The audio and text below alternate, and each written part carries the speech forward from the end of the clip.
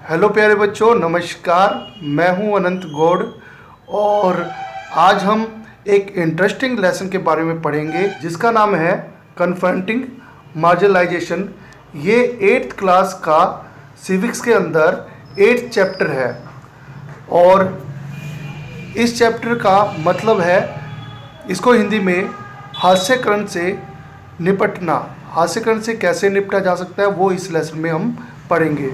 तो इससे पहले चैप्टर में हमने हास्यकरण क्या होता है उसको समझने का प्रयास किया था कि जब हम किसी समुदाय को हमारे समाज से अलग कर देते हैं या उनको वो अधिकार नहीं देते जो कि बाकी लोगों को दिए जाते हैं, तो वह समुदाय या वह ग्रुप अपने आप को मार्जिनलाइज महसूस करता है। और इस चैप्टर में हम ये देखेंगे कि भी कोई भी समुदाय है वो अपने हक की लड़ाई लड़ने के लिए किस तरह के कदम उठाता है। तो इस लेसन में हम ये देखेंगे कि लेसन में देखा था कि आदिवासी है, दलित है, मुस्लिम है या महिलाएं हैं, ये सभी की सभी अपने आप को मार्जिनलाइज ग्रुप के रूप में महसूस करते हैं और ये अपने अधिकारों को एक डेमोक्रेटिक सिटीजन होने के नाते अपने आप को भी इक्वल मानते हुए वे सभी अधिकार चाहते हैं जो कि बाकी लोगों को मिले हुए हैं।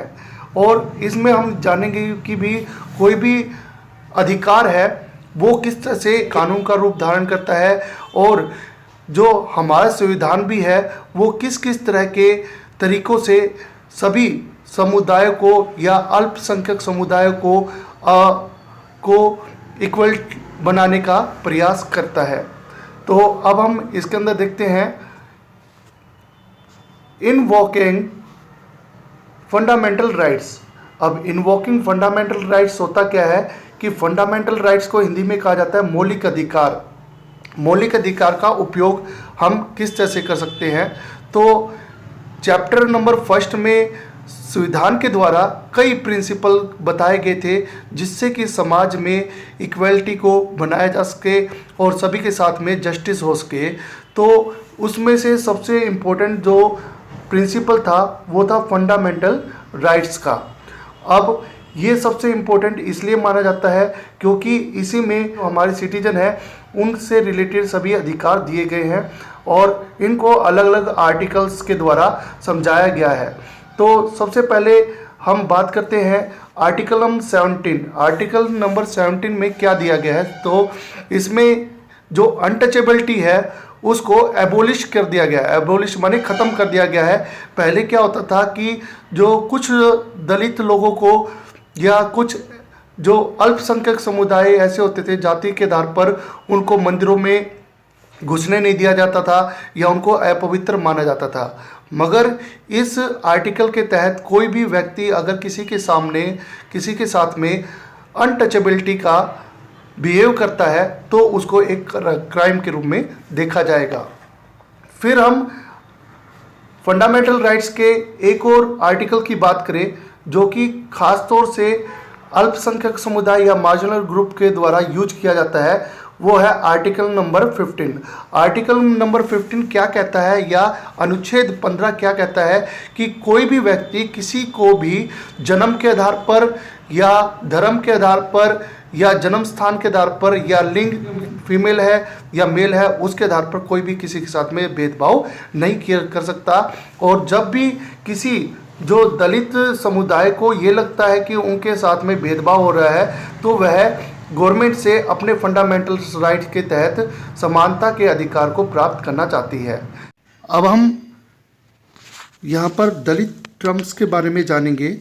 जो दलित वर्ड है उसका अर्थ है ब्रोकन, जिसको दबाया गया था, कुचला गया था या तोड़ा गया था। तो पहले जिन लोगों के साथ में काफ़ी डिस्क्रिमिनेशन किया जाता था या इनके अंदर वे जातियाँ शामिल होती है जिनके साथ में काफ़ी भेदभाव किया जाता था, उन लोगों को दलित के नाम से जाना जाता है। न केवल दलित समुदाय बल्कि हमारे जो मिनॉरिटी ग्रुप्स में या अल्पसंख्यक समुदाय में आने वाले लोग हैं, जैसे कि बात करें हम मुस्लिम्स की या पारसीस की, जिनकी संख्या हमारे देश में कम है, वे अपने कल्चरल और एजुकेशन को सुरक्षित बनाने के लिए तरह तरह के जो अपने फंडामेंटल राइट्स को यूज कर सकते हैं। जैसे कि फंडामेंटल राइट्स में या मौलिक अधिकार में जो संस्कृति को, धर्म को, संस्कृति को बचाए रखने के लिए भी एक राइट्स या अधिकार बनाया गया है और इसका इस्तेमाल करके ये अपने अधिकारों को सुरक्षित रखते हैं। फिर हम आगे देखेंगे कि जो लॉ फॉर द मार्जिनलाइज्ड, जो मार्जिनलाइज है, जिनको पिछला माना गया है या हास्यकरण पर धकेल दिया गया, उनके लिए हमारे जो संविधान है वो किस तरह के कानून बनाती है। तो इसमें हम वो जानेंगे कि जो मार्जिनलाइज ग्रुप को आगे बढ़ाने के लिए हमारे संविधान में कुछ विशेष कानून बनाए गए हैं जो कि बाकियों पर लागू नहीं होते हैं। तो सबसे पहले अगर हम देखें कि सोशल जस्टिस को प्रमोट करने के लिए सबसे पहले जो हमारे जो गवर्नमेंट ने या हमारे कॉन्स्टिट्यूशन ने या संविधान ने अल्पसंख्यक समुदाय या दलित या आदिवासी लोगों को रहने के लिए हॉस्टल प्रोवाइड किए हैं या उनको सब्सिडी प्रोवाइड की है या उनको फ्री एजुकेशन का प्रावधान किया है। इसके अलावा एक और तरीका जो सोशल वे से जस्टिस करने के लिए हमारे जो संविधान में एक रिजर्वेशन का भी रोल माना गया है। तो रिजर्वेशन के मुताबिक जो हमारे जो दलित समाज में या हमारे जो आदिवासी लोग हैं उसके लिए दो टर्म का यूज किया है, जैसे कि एससी और एसटी। तो एससी की जो फुल फॉर्म होती है ये सभी को पता ही है, जिसको अनुसूचित जाति कहते हैं हिंदी में या शेड्यूल कास्ट के नाम से जाना जाता है, और अनुसूचित जनजाति जो कि आदिवासियों से रिलेटेड है उसको एसटी के नाम से जाना जाता है, शेड्यूल ट्राइब्स के नाम से जाना जाता है। तो इस समुदाय में आने वाले जो जितने भी जो लोग हैं उनके अधिकारों की रक्षा करने के लिए जितने भी सरकारी नौकरियां हैं या पढ़ने जो शिक्षा संस्थान है तो उनमें रिजर्वेशन का अलग से प्रावधान किया है। तो इसके अंदर हम देखें कि हमारी जो गवर्नमेंट ने कुछ ऐसी कैटेगरीज बना रखी है या उन शेड्यूल कास्ट की या शेड्यूल ट्राइब्स की लिस्ट बना रखी है, जो इस लिस्ट के अंदर शामिल होता है उसको रिजर्वेशन का फ़ायदा मिल पाता है। तो सबसे पहले अगर कोई भी रिजर्वेशन में आता है तो उसको अपनी कास्ट सर्टिफिकेट दिखाना पड़ता है, तो उसी के आधार पर उनको रिजर्वेशन मिलता है। अब पढ़ाई की बात करें तो पढ़ाई के अंदर भी ये देखा जाता है कि जो मेडिकल कॉलेज होते हैं या कहीं पर एडमिशन लेना होता है तो वहाँ पर एक कट ऑफ लगती है, और कट ऑफ को भी 3 तरह से डिवाइड किया जाता है, और कोई भी गवर्नमेंट जॉब होगी तो उसके अंदर भी 3 तरह के से डिवाइड किया जाता है।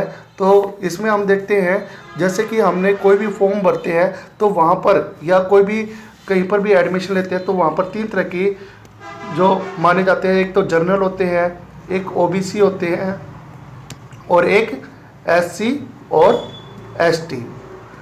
तो हमारी सरकार ने जो इन सभी को बराबर लाने के लिए तरह तरह की स्कीम चलाई है। अगर मिशन में जनरल की जो है कट ऑफ 80% है और ओबीसी की परसेंटेज 70% कर दी गई है और 60% जो है एससी और एसटी की कर दी गई है। तो इसका मतलब क्या है कि कोई भी एससी एसटी में जिसके परसेंटेज 60 या 60 से अबव है वो एडमिशन ले सकता है। तो इस तरह से हमारे संविधान में ये प्रावधान किए गए हैं और नेक्स्ट वीडियो में हम इसे आगे रीड करेंगे।